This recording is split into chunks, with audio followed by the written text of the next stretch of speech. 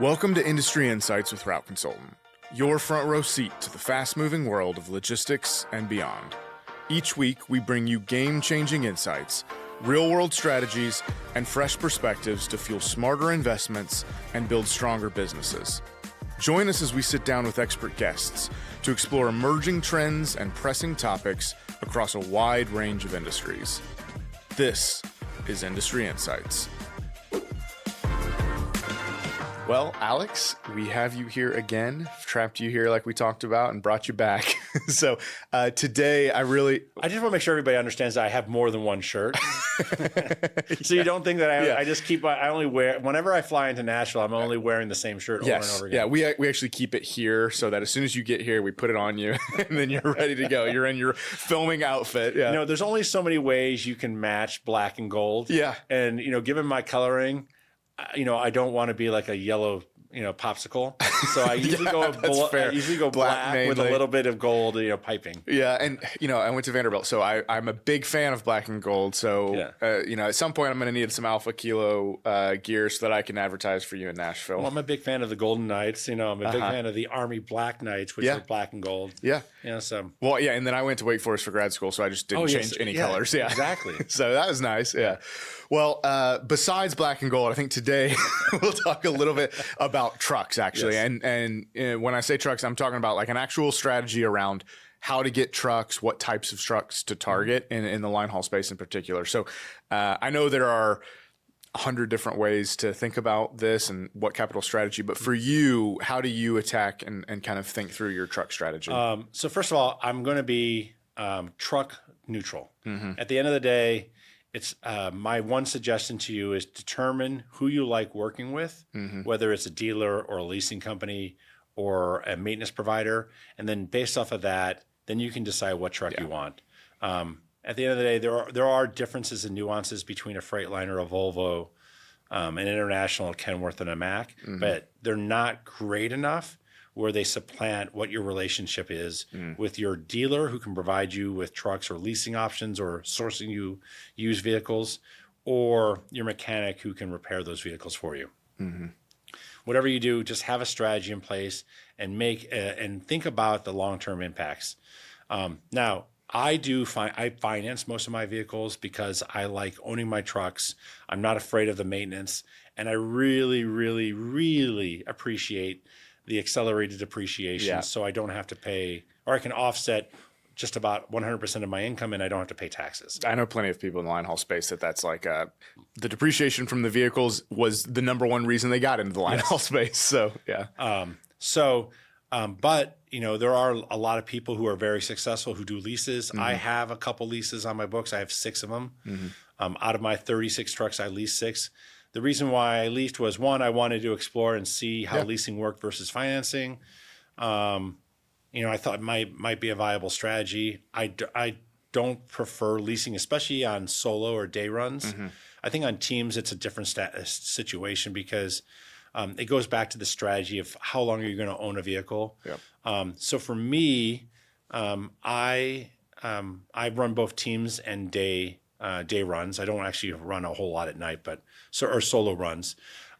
My teams, I look at trying to replace that vehicle every 2 to 3 years. Okay. And I try to replace them before the warranty expires. And the reason why is that I want 5 years. I always request an extended warranty. I do 5 years, 600,000 miles. Okay. One is that FedEx is notorious on teams of really putting your truck to work. So the average carrier out there does not do 250,000 miles a year with a team. FedEx regularly pushes their teams to 250 to 300,000 miles a year. It's just do the math, right?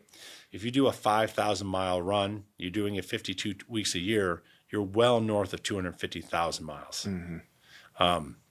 So if you do 6,000, you're well north of 300,000 miles. So it's just something to think about in the back of your head. So why I want the warranty is that if I have a breakdown, and we talked about this in maintenance, if I have a breakdown in the middle of nowhere, between Billings and Fargo, North Dakota, I want to know that I can get that vehicle repaired by an OEM and that they're going to prioritize me because I have warranty in place. Yeah. Mm-hmm. And that gives me peace of mind and allows me to sleep at night.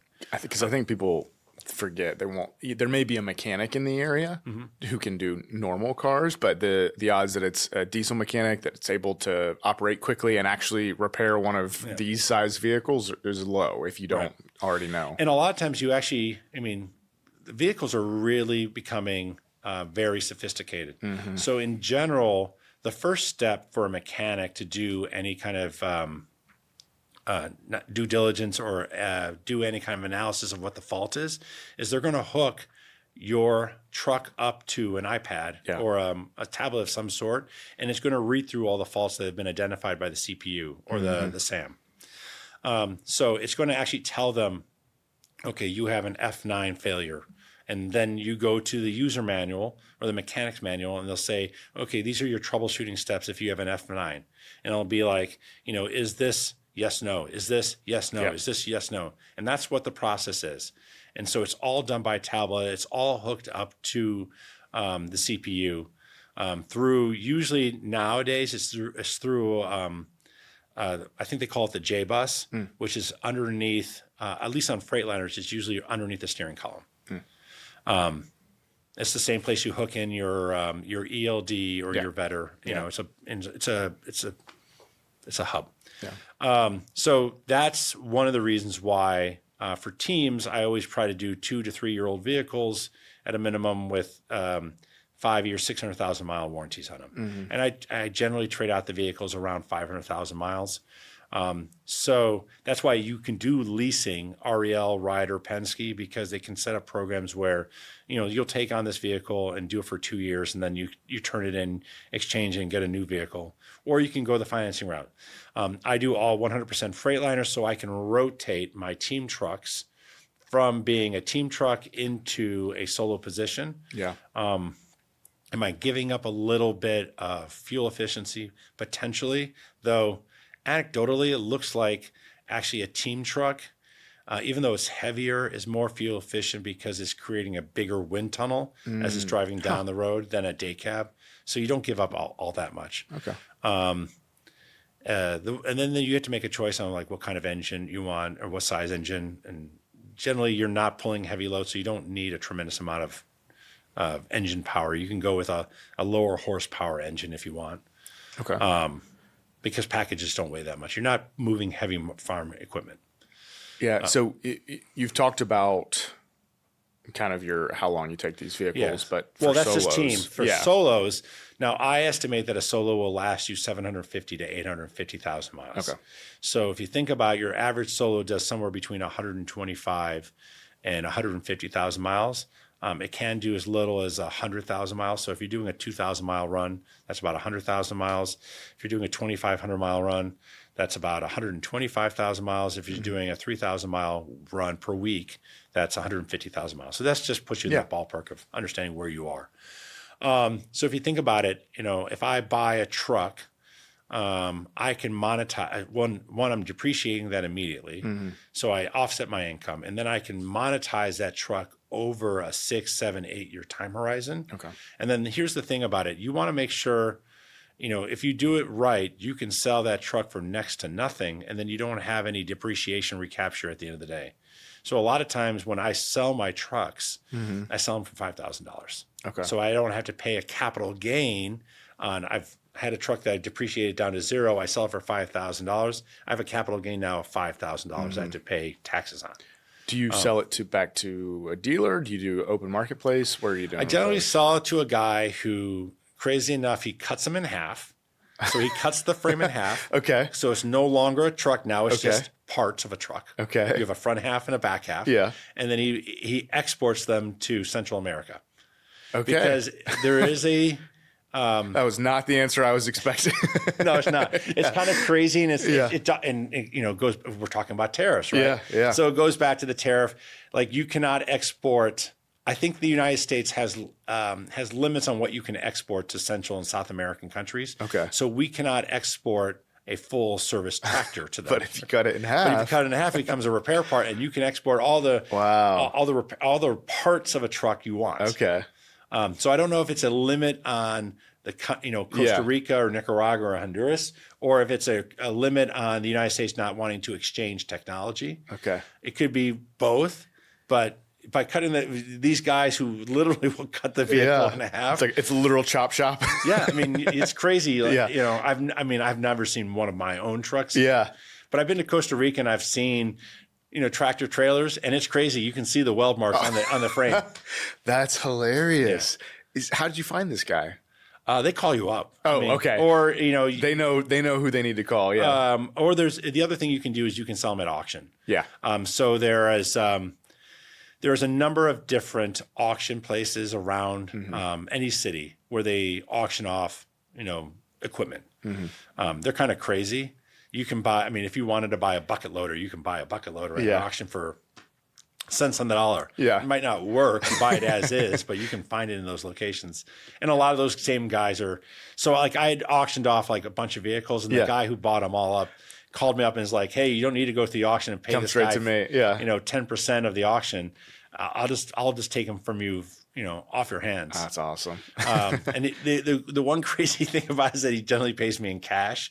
And so it's always uncomfortable when I show up at the bank and I'm like, here's $30,000 in cash. Oh man. In a bag. Yeah. It's not like he doesn't give you a cashier's check. It's literally the dollars, the most cash you've ever held. It's so uncomfortable. And you have to fill out the forms to prove that you're not a money launderer or a drug dealer. And it just makes regular cash deposits. It's just the weirdest thing. That's great. Banks are, they're usually pretty, they deal with this. They have a lot of companies that are, even in this day and age, they have a lot of companies that are very cash based. Yeah. Cash based. So they're used to it. It is a little bit uncomfortable when you go in and be like, hey, I got to deposit $30,000 in cash. And then they sit there and they count it and they have to count it twice. Yeah. That's great. So you talked some about how, the end of life for vehicles, 850, 750 for teams. Are there any trigger points, or is there what would make you decide to extend the life of that vehicle beyond that mileage threshold that you set? So there's a lot of nuances. So one of the things that I like to do is I like to look at the cents per mile that buying that cost. And this is something that another contractor, his name is Jim Vore. He runs out of Pennsylvania. He's kind of been he's an ex-Wall Street guy like me. That looks at it, tries to boil everything down into a cents per mile. So if you think about it, if you buy a truck, we're just going to use round numbers to make the math easier. Yeah. If you buy a truck for $100,000 and that truck is going to run 100,000 miles, then that cost to own that truck is $1 per year. Now, if you monetize that over, say, 7 years, you're assuming that you're going to be able to run it for 7 years and you're going to do 700,000 miles, then that ownership of that truck is 7 cents per mile. Okay, so that's just the way to think about it. So what I will do at that point where the end of life is, and it's usually what you're losing the truck for at that point is that the engine is going bad. Yeah. 750, 850,000 miles. You generally need to replace the engine. You don't need to replace the frame. I've had trucks that go over 2 million miles and I've never actually had to replace a transmission. You'll have to replace the clutch. Yeah. But the transmission, I don't know what Eaton Vance or Detroit or whoever the other big whatever magic they're doing. they're amazing. So you'll rarely ever have to replace that. You'll probably have to replace a one box, which is it's kind of crazy. The DPF system, the diesel particulate filter system that removes all the diesel particulate from the engine. The actual system is called a one box because it's one box that does everything. Because it's one box, yeah. So you'll probably have to replace that around somewhere between 600,000 and 1 million miles. Okay. But in general, what happens is that around 750 to 850, the engine, your injector rings are getting worn out, your cups are getting worn out, the head cylinders or the head gasket might be blown, or the head is becoming loose.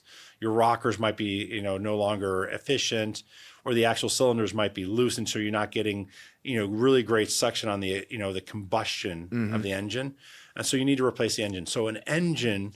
You can buy an engine from Detroit or Freightliner or from Volvo or from Mack or whoever, and or from Cummins, and you can just drop it in, and it costs about $40,000. Okay. So in general, it's usually more efficient to go out and buy a used tractor at that point, because you're getting both an engine and you're getting all the tractors well. Yeah. But in times when the used truck market is really, really expensive, think the pandemic. Yep.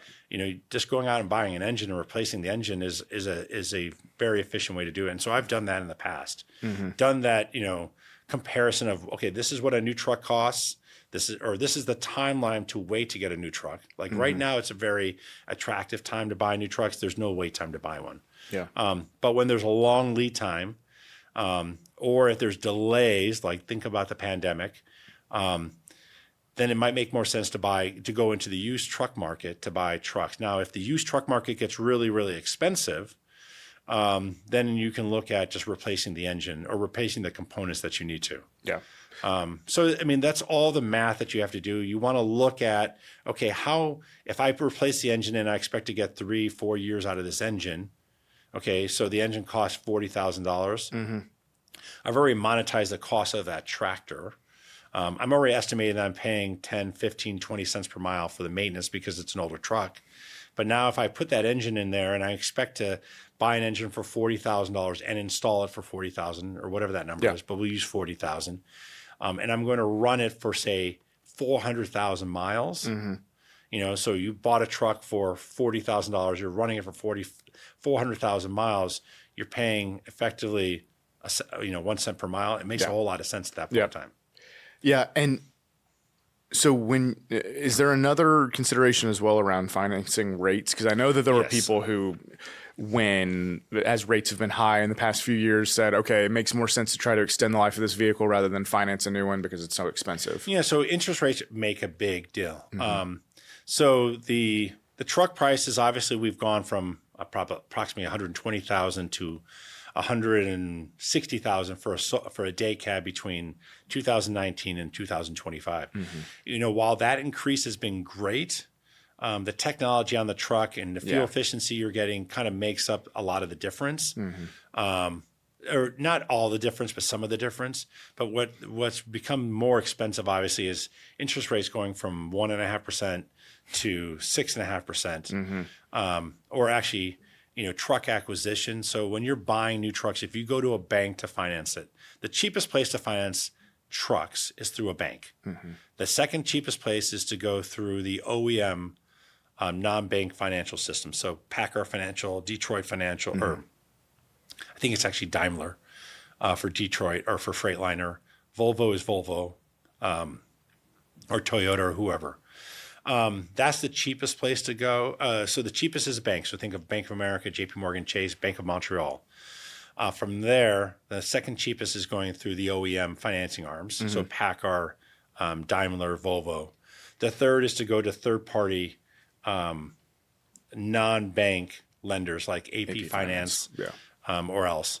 And then the fourth is actually the leasing companies. The leasing companies don't want to tell you this, but they're not a bank. There's a rate baked in. So there is a rate baked in. You can generally back into it. It's a little bit complicated. It takes some knowledge of understanding what is the amortization schedule, how to build the amortization schedule, and then how to do the Monte Carlo simulation to solve for what the embedded interest rate is based off of the premium and interest payments that you're making. So that'll be our next session, right? Yeah. And then pulling out like all the ancillary costs that they bake into it. Yeah. So you just want to get to the premium and interest payments, excluding all the costs that they attach to it. You can figure out what the embedded interest rate is in a lease, but generally, like if I'm financing so if I go to a bank, say right now, I go to a bank, I get 7.5%. Okay. If I go to an OEM financing company, all things being equal, and they're not running any incentives, they're probably somewhere around 8 to 8.5%. You go to AP Finance, they're probably somewhere around 10 to 11%. They're going to make 100 or 200 basis points of margin themselves because that's where they're making their money on facilitating you. So they go to the bank because they can get the financing and you can't. And then where they're making their money is on the margin differential between where they borrow versus where they lend to you. And then the leasing company is the same kind of thing, but they're going to they're going to charge the same amount roughly as what a non-bank financing company is going to be. Yeah. So you're looking at, AP Finance or a Ryder or an REL or a Penske is probably going to be around that 11 to 12% embedded financing cost. Yeah. And it seems like a lot, but the business can sustain it. Yeah. Have you found that you always do banks, that you do OEMs, or there are pros and cons beyond just the rates when you're trying to decide that option? I've done pretty much only banks over the last 4 or 5 years. I have done some OEMs when they're really, really aggressive. So like when they're sitting on, there are times when OEMs will do 0% financing. Okay. Well then, so it's like, of course. when you get that 0% financing, yes, it makes makes it a sense. Or when they're running incentive plans, because a lot of times you'll know when they are because your salesman is really trying to encourage it because they're usually getting a kickback themselves for encouraging you to get into it. Yeah. But otherwise, the salesman doesn't care. It doesn't do anything different. Now, one thing to understand is you need to read the fine print. There's usually termination penalties for terminating early, and you need to understand what that is. And they're quite expensive, especially in bank financing, because what happens is now we're getting into the plumbing. Banks don't keep your loan on their books. What they're going to do is they're going to repackage it and put it into what they call an asset-backed security. So it's going to be sold to a bunch of investors. Probably, remember that South Park video, where you see, he goes up to the bank and it's during the financial crisis and like you're going to deposit $100 and I put it into a Japanese money market fund and poof, it's gone. It's kind of like the same thing. You go to the bank, right? And you're borrowing money from them and they take your money and they're packaging up and they sell it to some investor in Germany or in the Middle East. Yeah. That's what they're doing with it. Okay. So there is the investor wants to buy a 5-year security that's yielding 6%. They don't want you prepaying this investment at year 2 or year 3 because they expected to be able to invest this money for 5 or 6 years. So there's going to be some prepayment penalty. There's usually you can negotiate the prepayment penalty, and you usually want to you're never going to be able to get it to 0, but you can do an amortization schedule. So the prepayment decreases over time. Okay. And I usually structure it because I'm predicting when I'm going to prepay my vehicle. So I usually try to hit it at around the 2.5 to 3 year mark. I'm trying to get it as close to 0 as possible. Okay. Leasing, it's really expensive. They're expecting to get out early. They don't want you to get out early. Now, the nice thing about lease is that you can usually get somebody to assume your lease, and that's attractive. So when you're going through your acquisition strategy and you're willing to buy used trucks, look at the used lease market. Talk to REL, talk to Ryder and say, hey, are there any leases that I can assume? And you might get a pretty good deal because... So they might have a list of people who have said, I'd like to get out of this early, but I don't want to pay the prepayment penalty. And they'll say, let me see if I can find anybody. So they actually will have that list. That's a good call out. Yeah, and it's kind of fun because then you might be able to get the guy who's trying to get out of the lease to maybe subsidize you a little bit. Yeah. Like I'll take on $50 per month of this lease just to get out of it because usually they're exiting the business. And otherwise they're stuck with the full lease cost. Yes. Yeah. Okay. That makes sense. So we talked about the places you actually go to finance it, but where do you actually typically go to find these vehicles, used or new, different places? So like we talked about the leasing companies. So REL, Ryder, Penske are the primary leasing companies. REL is really great because they actually understand the FedEx system. Yeah. Ryder's pretty familiar. I've never done Penske, so I don't have any comment. Yeah. There are some guys who are really successful with Penske, especially Dallas, Florida markets. So, that's a viable option to look at. When I'm buying new trucks, I'm generally going to the dealers that I have relationships with. So it's either FIDA in the Ohio River Valley, FIDA Freightliner, and in the Memphis, Arkansas, Texas markets, I'm going to Tag Truck Center. And the nice thing about them is that, I have a great relationship with them. They prioritize me. They prioritize my servicing of my vehicles. I've negotiated national service rates or labor rates with them. So it's great. Yeah. So I'm a preferred Freightliner. It's kind of like a miles plus card. Yeah. Like I'm not only United or a Southwest member, but I'm a Freightliner preferred member. So nice. Yeah. I get to go stay in the Freightliner club when my truck is down. But no, they give me like a preferred rate. So like I know what my labor rate is going to be when I'm getting work done in Billings, Montana, or in Spokane, Washington, that's nice. which is nice. And then they prioritize my vehicles. Like my vehicles come in, they scan my VIN, they know that I'm a priority customer, and they take care of me. Queue. Yeah. Like it happened yesterday night. Like one of my trucks went in got derated. We found a Freightliner dealership that was running 24/7. They're not, Freightliners will run extended hours, but they don't always run 24/7 like a TA or a Love's does. But this one did. And so we brought it in. They got us in within 2 hours. We were back on the road within 4. Nice. So it was perfect. Yeah. So I go to the dealers. I have a dealer in Memphis, Olive Branch, and I have a dealer in Northern Kentucky, where I do most of my acquisitions from. When I'm looking in the used market, my dealers also have used trucks. Yeah. But then there's a company called Select Trucks. I think they're associated with Freightliner, and they source a lot of fleets. So like when JB Hunt or when Old Dominion or XPO wants to dispose of their fleet, they're disposing of 1,000 trucks. Yeah. And so Select Truck will come in and buy, 50, 100, 200 trucks at a clip. Or they'll facilitate the transaction of XPO or somebody selling all these trucks and acquiring new ones. So there's usually a fleet of them. And the nice thing about buying trucks from large fleets like this is they're usually really well maintained. They have a set standard of, every truck comes in at 40,000 miles, it gets PM'd. While they do expect their truck drivers to do pre-trip inspections, a lot of times they have mechanics who just walk through the fleet and check everything. So I've had really good experience where that happens, and you can usually get some pretty decent deals. Not always, but like when the fleets come in and they get renewed, and you can talk to the big dealerships about finding out when this happens. They're flush with a lot of trucks, and so there's usually an opportunity for you to buy good deal. A bunch of trucks for relatively inexpensive amount of money. Now, one thing I do. Because Select Trucks is associated with Detroit or Daimler, and you can do the same thing with Volvo, you can buy an OEM extended warranty aftermarket. Even from that? Okay. So what I'll do is I'll go to Select Trucks and I'll buy what they call a max warranty. So it's a 3-year, 350,000 mile warranty. Okay. And it extends the life of the original warranty that I already bought, and it covers the engine and the after treatment.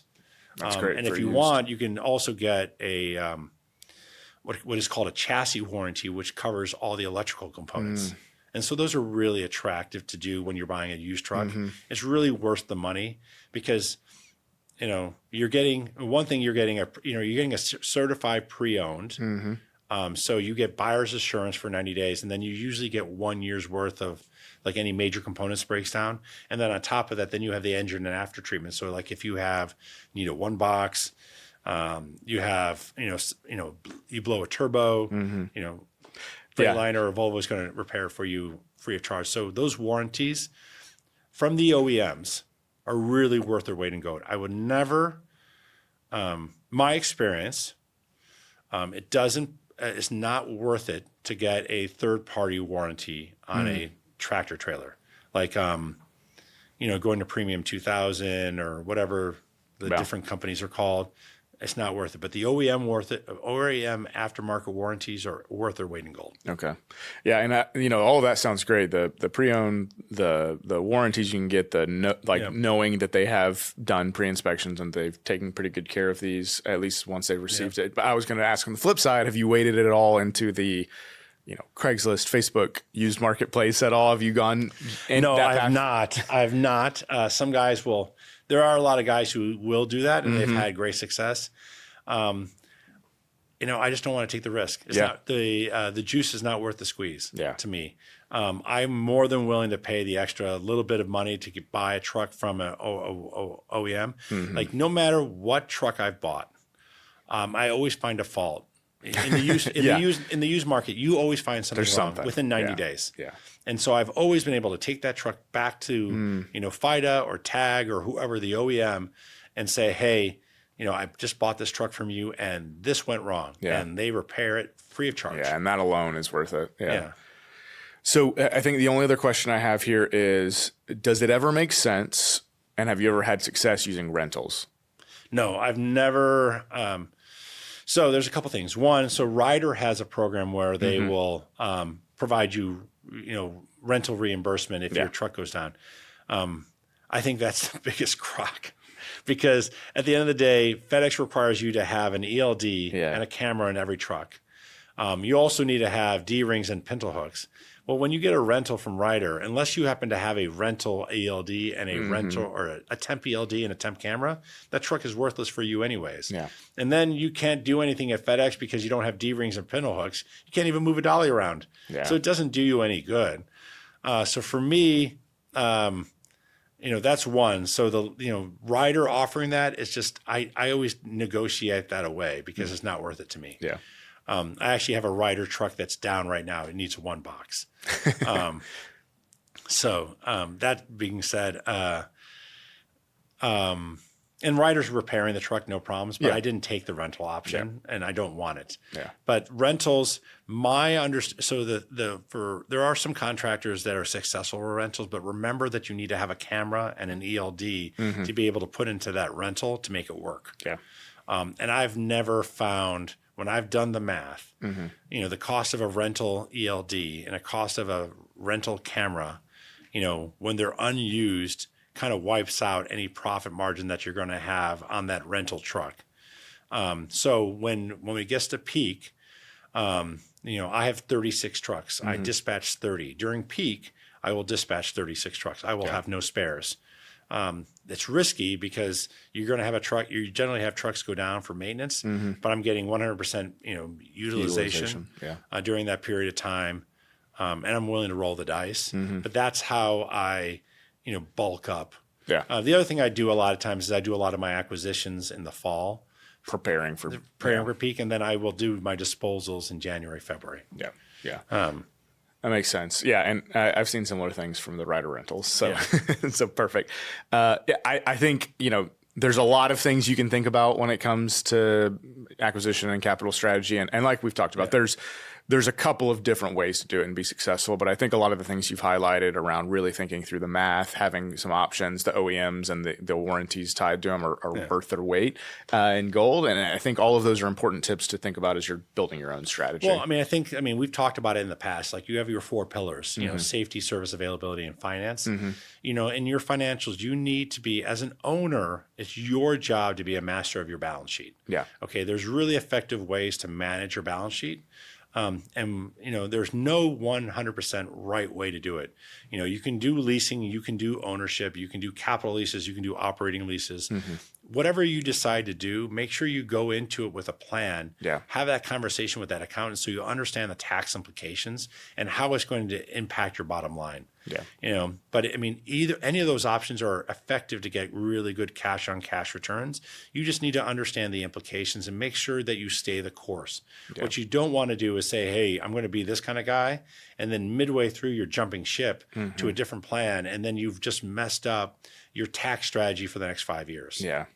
Yeah. And it always comes back to, we talk about it as a capital strategy, and it has to be a strategy. It can't just be what feels right or what feels right next week or what the other guy was doing just because it seems like maybe it worked. You need to really think that through from the beginning because it does impact so much of your business. And that's where it's really important to have that strong relationship with your accountant. Like I talk to my accountant. We text weekly. Yeah. He doesn't do my bookkeeping. I do, or my wife does my bookkeeping for me. She's an employee of my company. She's my CFO, but he does reconcile my books on a quarterly basis, and we do quarterly tax assessments or whatever conversations to understand the implications. Yep. And to predict where we're going to go. So I have a good sense by December, or usually actually by October, of what my taxable or my net tax impact will be. And so I can make a decision like, do I want to buy another truck? Yeah. I try to do the bulk of my acquisitions in in the fall before peak. But there might be a time where I'll be like, hey, you know what? If you buy another truck right now, you can offset some more income, and you'll probably be tax neutral. Yeah. Or you know what? If you buy another truck, you're going to actually get a refund. Yeah. So like last year, I ended up buying 2 used trucks in December just to put myself into a better taxable situation. And so I knew I needed 2 used trucks because It's not like you're buying them just for fun. No, Like, I needed 2 new trucks, but the question was whether I bought them in December or I bought them in January or February. Yep. I knew that FedEx was expected. I mean, FedEx had told me I was going to run some temp runs for a very long time period. And so I knew that I didn't want to, this was going to change my operating efficiency. And so I needed to have those trucks on so I could have spare capacity after peak. Yeah. And so I just decided to buy them in December instead of January. Yeah. Yeah. It always comes back to talk to your accountant. Yeah. It just has it, especially if you have, if this is your first time owning a business, there's so many things that you can get wrong and seem small, but have huge tax implications. Well, it's a really big deal when you're doing leasing. Yeah. So really understanding the difference between a capital lease and an operating lease is really, really important. Understand that leasing companies don't have a tremendous amount of capital leases to share or to lend or to lease to you. And they're going to charge more, but there are advantages to having a capital lease. But you also have to understand what are the implications at the lease termination with your lease situation. Yeah. Yep. And, if there's going to be nuance, everyone's going to be different. But like we've talked about, it's just something that you need to think through and needs to be part of your strategy. Exactly. Perfect. All right. Well, thank you, Alex, for talking through. I know it's a nuanced conversation. There's a lot to work through, but I appreciate your insights on all of it. It was my pleasure.